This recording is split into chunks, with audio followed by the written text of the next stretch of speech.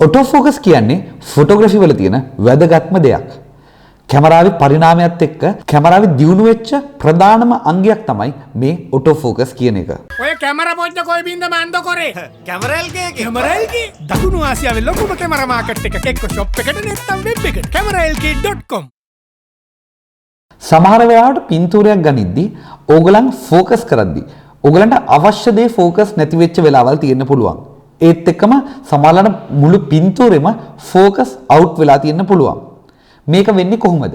පළවෙනි දේ තමයි ඕගලන් දැනගන්න ඕනේ ඕගලන්ගේ කැමරාවේ autofocus සහ manual focus කියලා දෙකක් තියෙනවා. මේ autofocus manual focus සමහරවල්ලාට ඕගලන්ට autofocus ගන්න ඕනේ වෙලාවට manual focus වැටිලා තියෙන්න ඉඩ තියෙනවා. ඒක මුලින්ම අපි බලමු. ඔයගලන්ට පේනවා ඇති මේ lens එකේ buttons ගොඩාක් තියෙනවා. ඒ අතරේ ඔයගලන්ට පේනවා මෙතන තියෙනවා AF සහ MF කියලා. මේ lens එකේ AF සහ MF කියන්නේ auto focus සහ manual focus. ඕගලන් MF කියන එක දාලා තිබ්බොත් lens එක වැඩ කරන්නේ manual focus විදියට. එතකොට ඕගලන් shutter button එක click කරාට මේක auto focus වැඩ කරන්නේ නැහැ. ඉතින් අනිවාර්යයෙන්ම මුලදිම ඔයගලන් බලා ගන්න ඕනේ ඔයගලන්ට ඕනේ auto focus නම් lens එකේ auto focus කියන mode එකට මාරු කරලා තිබීම අත්‍යවශ්‍යයි. මම කලින් episodes වල ඔයගලන්ට කිව්වා shutter button එක half press කරන පුරුද්දක් තියාගන්න කියලා. මේ auto focus එකටත් ඒක අත්‍යවශ්‍ය දෙයක්. මොකද ඔයා half press කරාම තමයි කැමරා එකේ auto focus එයා ඔයාට අවශ්‍ය දේ focus කරගන්නේ. ඒත් එක්කම මීටරින් කරගන්නේ ඒ half press පුරුද්දෙන්. manual focusing වලට අමතරව ඕනෙම කැමරා එකක තවත් focusing modes කීපයක් තියෙනවා. ඒ අතරින් continuous focusing නැත්නම් single shot focusing කියන modes දෙක වැදගත්ම modes දෙකක්. සමහරවිට ඔයාගේ කැමරා එකේ ඒක තියෙන විදිහ වෙනස් වෙන්න පුළුවන්. දැන් මම පාවිච්චි කරන කැමරා එකේ තියෙන්නේ AFS කියලා සහ AFC කියලා. AFC කියන්නේ continuous focusing, AFS කියන්නේ single shot focusing. අපි දැන් බලමු single shot focusing සහ continuous focusing කියන දෙක අපි කොහොමද පාවිච්චි කරන්නේ? ඒ දෙකේ අතර තියෙන වෙනස මොකක්ද කියලා. කැමරා එක අතට ගත්තාම සමහර වෙලාවට මගේ කැමරා එකේ AFS සහ AFC තියෙන තැන්වල නෙවෙයි ඔයාගේ කැමරා එකේ ඒ සෙටින් එක මාරු කරන්න තියෙන්නේ. ඒකට හොයාගන්න බැරි නම් අනිවාර්යයෙන්ම manual එකට refer කරන්න වෙනවා. ඉතින් මගේ කැමරා එකේ මේක මම පාවිච්චි කරන Sony A9 කැමරා එකේ මේ option එක එළියෙන් මට dial එකක දීලා තියෙනවා. ඉතින් ඒක මට ගොඩක් පහසුයි මේ AFS සහ AFC මට ඕන වෙලාවට මාරු කරගන්න. මුලින්ම අපි බලමු මේ AFS කියන්නේ මොකක්ද කියලා. ඔයගලන්ට පේනවා ඇති මගේ display එක දැක්කහම මගේ display එකේ තියෙනවා AFS කියලා මෙන්න මෙතනින්. ඉතින් මට ඊට පස්සේ තියෙනවා ඕන්න මම AFC මාරු කරොත් AFC කියලා පෙන්නනවා. ඉතින් මේකත් එක්කම ඔයගලන් දන්නවා focusing area එක කියලා එකක් තියෙනවා ඔයගලන්ගේ කැමරා එකේ. මේ ඕගලන් කැමරා එකේ focusing area එක තියෙන තැන ඕගලන් හොයා ගන්න ඕනේ. මගේ මෙතන තියෙනවා focus area කියන එක. මම මේකෙන් single point නැත්නම් flexible spot කියන එක තමයි මගේ කැමරා එකේ තියෙන නම. ඉතින් මම flexible spot කියන mode එක දානවා. ඕගලන් කැමරා එකේ ඇත්තේ single focusing point එක නැත්නම් වෙන නමකින් තියෙන්න පුළුවන්. ඉතින් ඒකත් එක්කම තව ගොඩාක් දේවල් තියෙනවා. center, zone, wide එක එක focusing areas තියෙනවා. ඉතින් මේ area එක ඔයගලන් select කරාම ඔයගලන්ට පේනවා ඇති ඔයගලන්ගේ display එකේදී ඔයගලන්ට දැන් අපි හිතමු මම center zone කියන එක select කරොත් එහෙම මගේ focus වෙන තැන කොළ පාටින් පෙන්නනවා. එක zone එකක් විතරයි මට පෙන්නනවා කොළ පාට ටිට් වලින්. ඔයගලන්ගේ සමහරවල්ලාට කැමරා එකේ රතු පාට ටිට් වලින් එක පෙන්නන්නත් ඉඩ තියෙනවා. හැබැයි මම මේ වෙලාවේ දාගන්නේ මට ගොඩාක් control එක තියාගන්න flexible spot කියන එක. ඉතින් මේකෙදි ඔයගලන්ට පේනවා මගේ focusing point එක කොළ පාටින් මේකේ blink වෙලා පෙන්නනවා. ඉතින් දැන් මේ S කියන එක දාගත්තාම මේකේ තියෙන ප්‍රධානම දේ තමයි ඔයා focus point එක අපි තුමු දැන් ඔයගලන්ට පේනවා ඇති මෙතන මගේ objects දෙකක් තියෙනවා.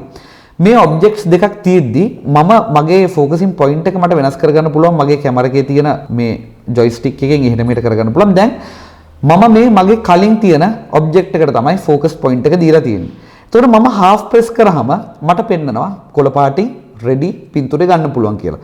මම half press කරන් ඉඳලා click කරොත් ඒක යා එහෙමම shot එක ගන්නවා. හැබැයි ඔයා හිතන්න ඔයාට ඕනේ වෙනවා මේකේ composition එක නැත්තම් මේකේ තියෙන frame එක වෙනස් කරගන්න. දැන් මම half press කරන් ඉන්න ගමන් මට ඕනේ වෙනවා තව ටිකක් වම් පැත්තට මේ frame එක මෙයාව ගන්න. මෙන්න මේ විදියට. මම ඒත් click කරොත් S වලදී ඒත් focus එක තියෙන්නේ මෙන්න මේ පළවෙනි පින්තූර ඔයගලන් පේනවා ඇති focus එක මාරු වෙලා නැහැ. නැත්තම් මේක ආයෙත් click කරලා මම තව ටිකක් මෙහෙට ගත්තත් focus එක මාරු වෙන්නේ නැහැ. එයාටම focus එක lock කරලා තියාගන්නවා. ඉතින් මේ විදිහ එකක් ඔයාට ඕන වෙනවා portrait එකක් ගනිද්දි. නැත්තම් object එක move වෙන්නේ නැති වෙලාවකදී ඔයගලන්ට මේ mode එක පාවිච්චි කරන්න පුළුවන් වෙනවා. ඊළඟට මම කැමරා එකෙන් මාරු කරනවා මේක AFC mode එකට. නැත්නම් continuous focusing වලට. මම කලින් පෙන්නුවා මේක half press කරාම පින්තූර ready කියලා තියෙනවා.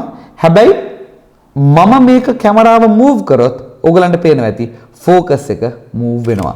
නැත්නම් පළවෙනි එකේ වගේ AFS වල වගේ AFC වලදී focusing point එක නැත්නම් ඒක lock කරගන්නේ නැහැ. මේක focusing එක move වෙනවා. නැත්නම් එයා track කරගෙන යනවා ඊළඟ තැනට. දැන් උදාහරණයකට මම මෙතන half press කරන් ඉඳලා මම frame එක මාරු කරද්දි ඊළඟ object එකට මෙයා මාරු වුණා.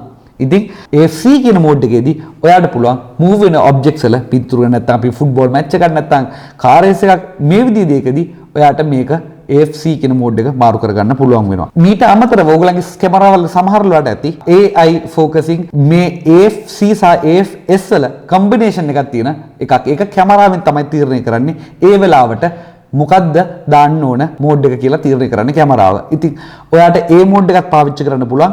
ඔයගලන්ට අවස්ථාව අනුව මේ මෝඩ්ස් දෙකටත් ඔයගලන්ට මාරු වීමේ හැකියාවක් තියෙනවා. මීට අමතරව අවසානයේදී මැනුවල් ෆෝකසින් තාමත් පාවිච්චි කරනවද?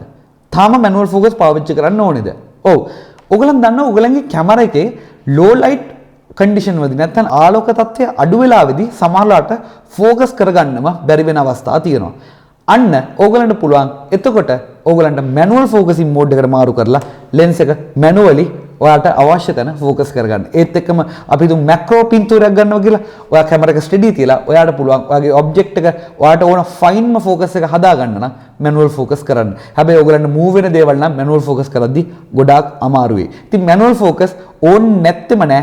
ඔයාට සමහර වෙලාවට ඒකත් ඕන වෙනවා. අපේ ෆොටෝග්‍රැෆි කෝස් එකේ ඊළඟ එපිසෝඩ් එකෙන් ඔයගලන්ට තවත් අලුත් දේවල් ටිකක් ෆොටෝග්‍රැෆි ගැන ඉගෙන ගන්න පුළුවන් වෙයි. ඉතින් අපේ පරණ එපිසෝඩ්ස් බැලුවේ නැත්නම් ඔයගලන්ට CameraLK YouTube channel එකේ ඒ සේරම වීඩියෝස් ටික ඔයගලන්ට බලා ගන්න පුළුවන්. ඉතින් දැන්ම CameraLK YouTube channel එක subscribe කරලා bell mark එක ඔයගලන් click කරලා තියන්න අපි වීඩියෝ එකක් දාපු ගමන් බලන්න. බොහොම ස්තුතියි.